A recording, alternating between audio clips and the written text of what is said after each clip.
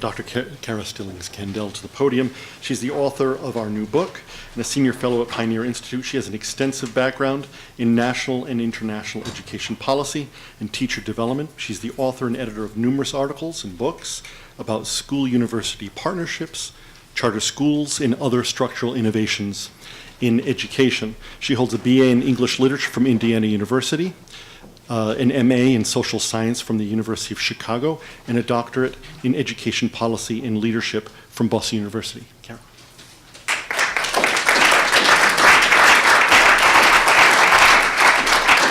Hi there. I'd like to start off, of course, by saying a big thank you to Professors Marty West and Paul Peterson for hosting us in this beautiful space, to Governor Weld and Senator Birmingham. Without their bipartisan leadership, we would certainly not be having this conversation tonight. And of course, a thank you to my colleagues at Pioneer for always supporting what I find to be very interesting work. And I'm really looking forward to a great panel discussion. My name is Cara Candal, and I am here. My job tonight is to tell you about this new book, The Fight for the Best Charter Public Schools in the Nation. Now, for those of you who have ballot fatigue, I can assure you that this is not simply a post-mortem on the ballot initiative, although we do have a paper about that coming out, so keep informed. Instead, what we aim to do here is lead with the data about charter public schools in Massachusetts. And then what the data tell us are that charter public schools in Massachusetts on the whole perform incredibly well. And from there, we ask the question, why is that? What can we learn? What can we teach other states that want to grow higher performing charter sectors? And perhaps more importantly right now, what can we learn for ourselves as folks who want to reflect on how we can maintain and improve the high quality charter sector in the Commonwealth, and indeed think about what lessons we can share for districts. And I offer this book very much in the spirit of education reform. Education reform was at its heart about closing achievement gaps. And although we've made progress, it's incredibly important that we realize that wide and persistent achievement gaps continue to exist in this Commonwealth. They're unacceptable. Some schools are closing those gaps, and many of the schools that are closing them are charter public schools. Yet we have this very contentious debate. So tonight I'd like to offer you a little bit of what I see as the information about this debate, the story of charter schools in the Commonwealth of Massachusetts in 3 parts. And part 1, of course, we've already heard a little bit about. It begins with the legislature and the Massachusetts Education Reform Act. And the legislature clearly outlined for us the purposes of charter schooling. So they were to provide greater options for parents, greater access to good public schools of choice. They were to be innovative in terms of structure and curriculum and pedagogy, and they were to share those innovations with district schools, with other schools. They were to empower teachers to be the innovators, teachers to say, we can circumvent some of the bureaucracy and have a little bit more autonomy to do things the way we believe they should be done. And of course, at their core, charter schools were supposed to be about that grand bargain that was already mentioned. Autonomy, but only in exchange for accountability. And so in this Commonwealth, we hold charter schools accountable when they fail to perform. We follow them, we track their progress, and we close them when they don't do well. So the legislature didn't just give us the purpose of charter schooling, it also gave us a couple other very important things. And first and foremost, I would put you is a funding formula that is in many ways unique in the nation. Nina might correct me later, but unique in the nation. And that funding formula says that money for charter schools follows students. I put to you, imagine if that's just the way we funded schools, period, in this Commonwealth, if zip code didn't matter. But the money for charter schools follows students. So a student should be going to a district, leaves for a charter, that money follows him or her. And a couple years after ed reform, we really became distinct in the nation by saying we are also going to reimburse districts when they lose students to charter schools. Why?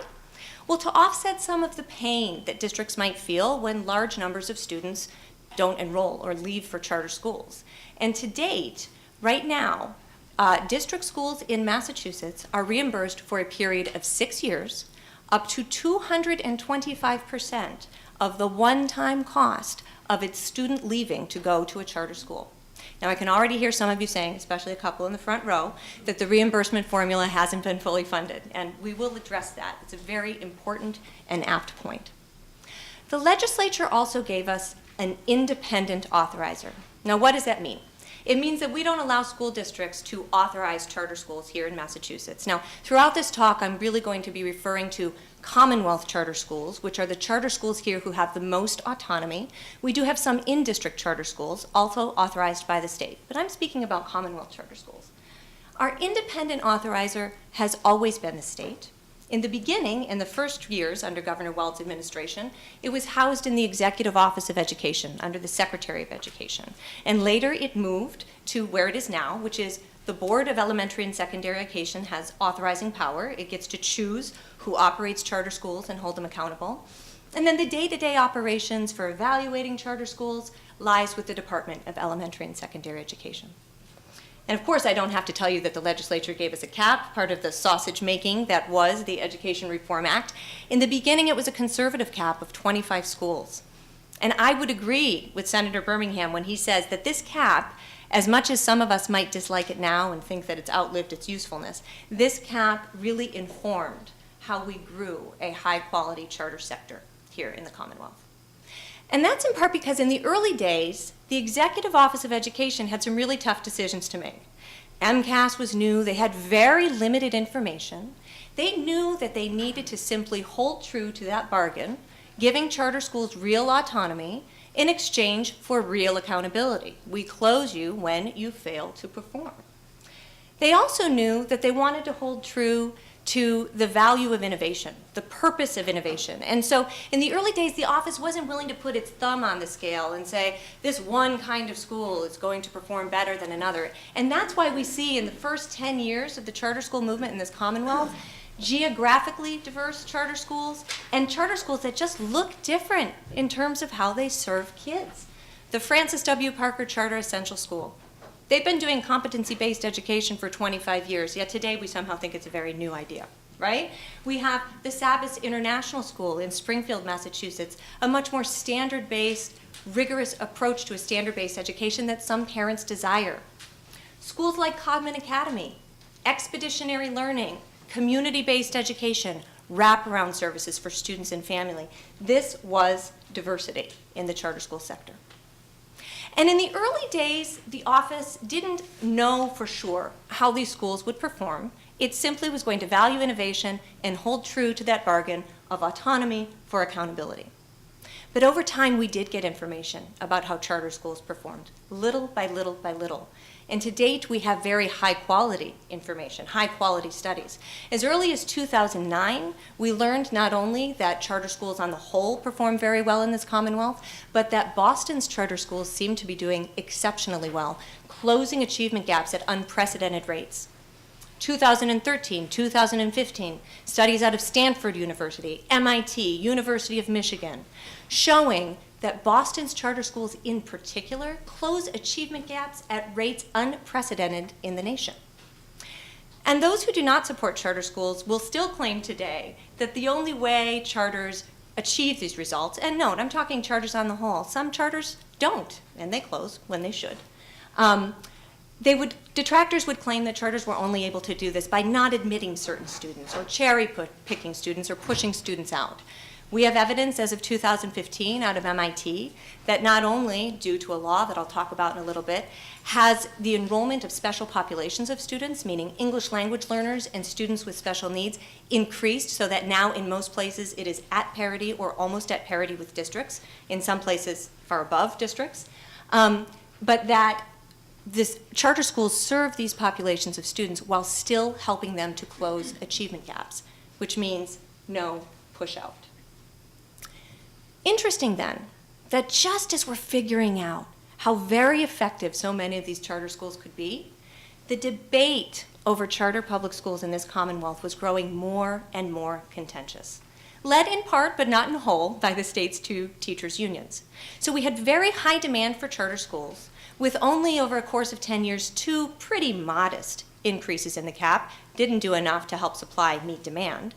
And arguments saying that charter schools weren't fair, charter schools were creaming students, even though we were gathering more and more evidence that that wasn't true. It was a highly charged political environment, a partisan environment, very different from the one in which charter schools were conceived. And that brings us, I would say, to part 2 of the charter school story here in Massachusetts, 2010. So in 2009, the Obama administration gave us the Race to the Top competition. And in that competition, the Obama administration, which wanted to see more high-quality charter public schools in the states, said, if you authorize more charter public schools, high-performing charter public schools, we will give you money for all schools. Charter supporters nor detractors were going to say no to more money for all schools. And so they came together and they forged a compromise. And that compromise was called an Act Relative to the Achievement Gap. Now, what it did was it raised the charter school cap, but only in low-performing districts, the lowest 10% of performing districts in the state. And it also said, and Governor Weld touched a little bit on this, it also said that any new charter school seats authorized in those districts would have to be provided by proven providers or operators with a track record either here or elsewhere of running good schools. Sounds like a really good idea, right? In many respects it was. Greater access for families, let's meet demand with more supply, and let's do it in a way that we can be confident about. Good schools, right? Yes, except. I would put to you that it's this legislation that really shaped the charter school sector that we know today, and shaped it not always for the good. So think about it. When we say that charter public schools are for one kind of community, or one kind of kid, or even for one purpose, to be an escape valve from failing districts. Not only are we continuing to pit charters and districts against one another, we are foreclosing opportunities for innovation. We're saying charters are about tools for turnaround. Now, to be clear, that can be one very useful use of charter schools, but that's not all charter schools are. Charter schools are not monolithic, to borrow a phrase from Mike McShane. They're not monolithic. They're supposed to be about innovation, and we should be able to have both replication and innovation at the same time. This shaped the charter school sector in profound ways because it shaped perceptions about who was supposed to attend charter schools and what they were supposed to be for. Now, the 2010 legislation wasn't all bad because one of the things it said was that charter schools must show that they are serving students with special needs and students, English language learners, at parity with their district counterparts. And at the time, charters weren't doing that. The legislation helped by telling districts, by the way, you need to share student addresses with charter schools so that they can more effectively recruit diverse range of students. And since that time, we have seen the numbers of students with disabilities and English language learners enrolled in charter schools increase dramatically, in many cases above and beyond their district counterparts, in most cases at parity or almost there. And as I already mentioned, they're serving those students very well. So it wasn't all bad, but this shining part of the legislation, in my opinion, in some ways paled in comparison to the proven provider clause.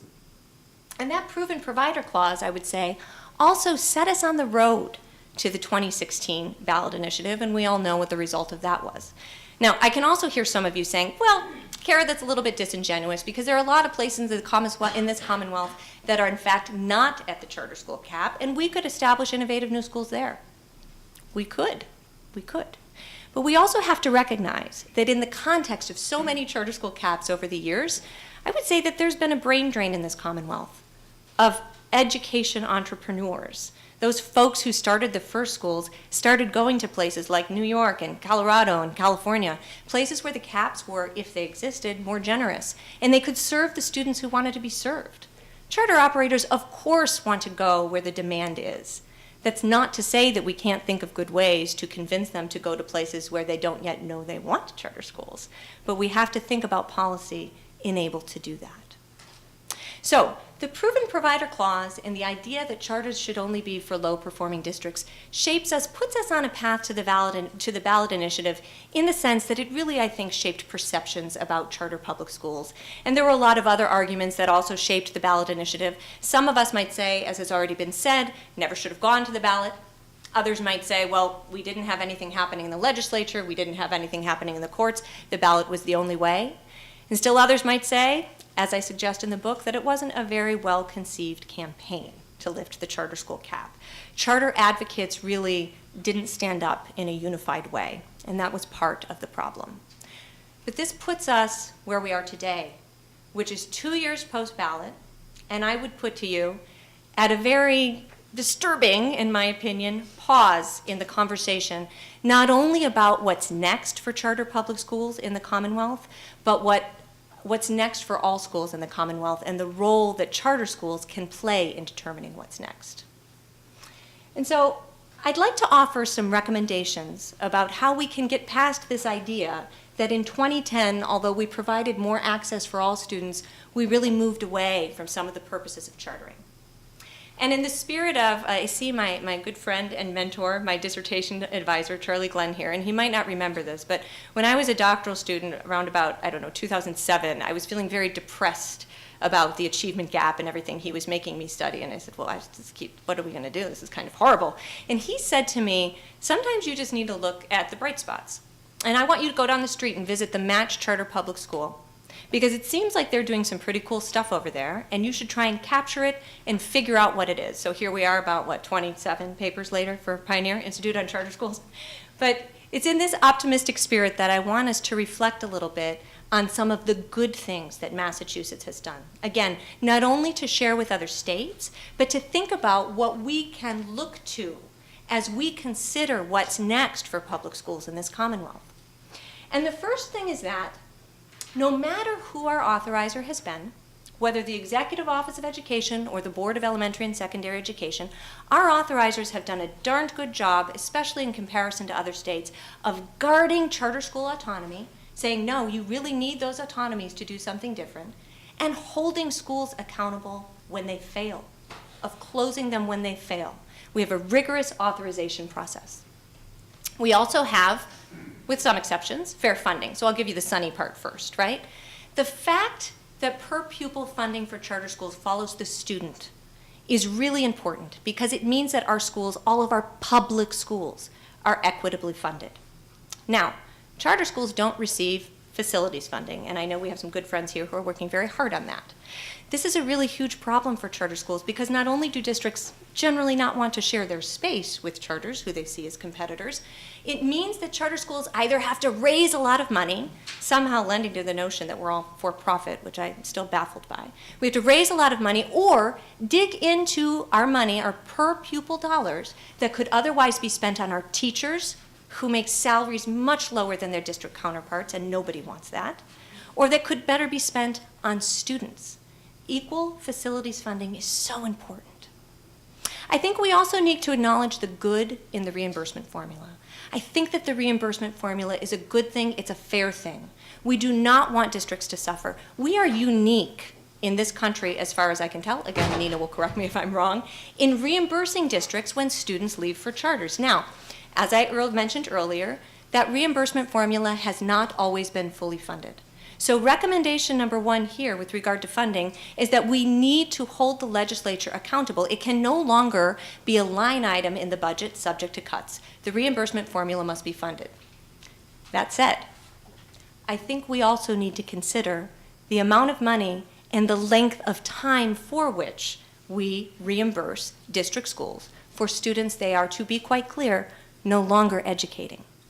A period of 6 years to receive money for students you aren't educating to the tune of 225% of the one-time cost of a student leaving a district for a charter school is a lot of money for the Commonwealth. And we don't want districts to feel pain, but we also don't want to prevent them from learning how to right-size and to operate in a lean manner, which many charter schools, by the way, have to do, and they do well. I think, too, that we have to very fairly acknowledge the question that won the day with a lot of those who didn't want to see the cap on charter public schools lifted, and it's the idea that charter schools somehow drain funding from districts. We spend an entire chapter, when I say we, I mean I had the help of my friend and economist Ken Arden, looking very carefully at all of the different situations and how money flows from districts to charters. And I can tell you that what we found is that in the overwhelming majority of situations, it is very difficult to claim that charters actually drain funding from district schools. Coupled with the reimbursement formula and the fact that money follows the child, it is very difficult to see how that argument holds water, except in perception. Imagine if you are a district superintendent and you are a foundation district, which means that you get the majority of your money from the state. And you, let's pretend you get a big check that says, these are for your operating expenditures. And then, oh, by the way, let's give a lot of that check that you thought you had to the charter public school down the street. It feels a little bit wrong, doesn't it? Our funding formula is less than transparent, and there are things that we could fix in the funding formula, and we need the legislature to be responsive to that. And to be clear, we did locate one instance in which it could be said that districts are squeezed as a result of charter public schools, and that is in above foundation districts, so districts that do not need a majority of their funding from the state, that see huge increases in charter enrollment and at the same time spikes in enrollment of other students coming in. It takes the local and state dollars some time to catch up, and those districts do feel squeezed. We need a more transparent funding formula to figure out how to not squeeze districts. We do not want that to happen. Fair and equitable funding. The other thing we need in order to reset the dialogue about charter public schools in this Commonwealth, in order to have what I would hope to be a more bipartisan, friendlier dialogue about how this can go, is I think we really need to think first and foremost about repealing the proven provider clause. The idea that charter schools need to be, especially in our highest demand districts, about replication rather than innovation, yes, with replication, doesn't make a lot of sense, and it's negatively shaped perceptions about charter schools. We also need real advocacy. We have a lot of civil society groups that advocate well for charter schools, but I ask you to consider, what would it look like if our authorizer could be an actual advocate? Now, this is not a knock on the board. I'm sitting in front of a board member or on the Department of Education, and here is our commissioner. What it is to say is, other high-performing charter sectors, for example, such as Washington, D.C., utilize independent charter school boards to authorize charter schools.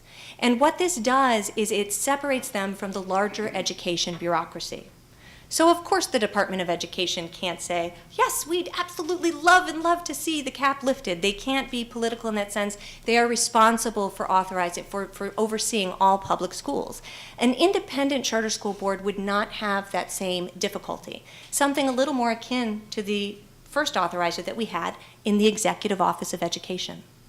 And I ask you to consider as well what it would look like if that same board had responsibility for sharing best practices, for really being responsible for saying these are best practices born in the charter school sector. Districts, you might consider this, and vice versa.